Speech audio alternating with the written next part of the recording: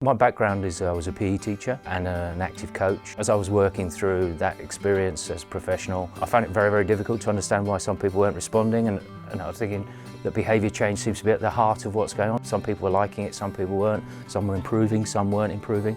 But also to understand what it is about those people, that we can design programmes much better so that the participants are better served by the programmes. I'm Jim McKenna and I'm Professor of Physical Activity and Health in the Carnegie School of Sport.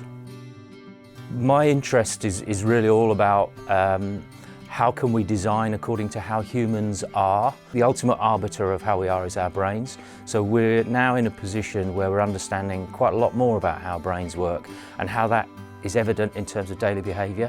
So I'm trying to take back to what I would call first principles of how humans operate. So we have to make programmes operationalised so that people get the outcomes they're interested in. Often that means we're interested in physical activity, but it doesn't invariably mean physical activity. It's much more about behaviour change.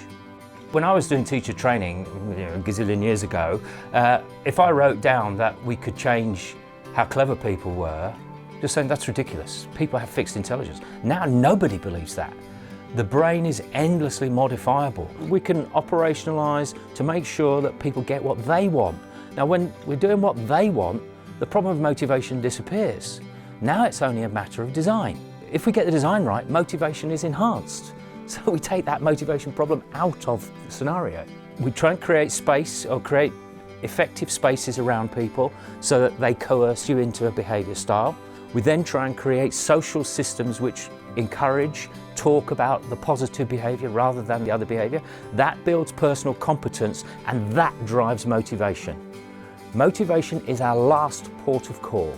We do not start with motivation because it's too fragile.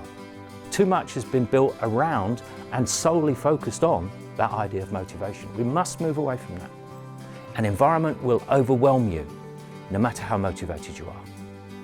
Academics at our university listen, inspire, challenge and innovate. They transform the way our students think and view the world. See how our academics and their research is making a real difference.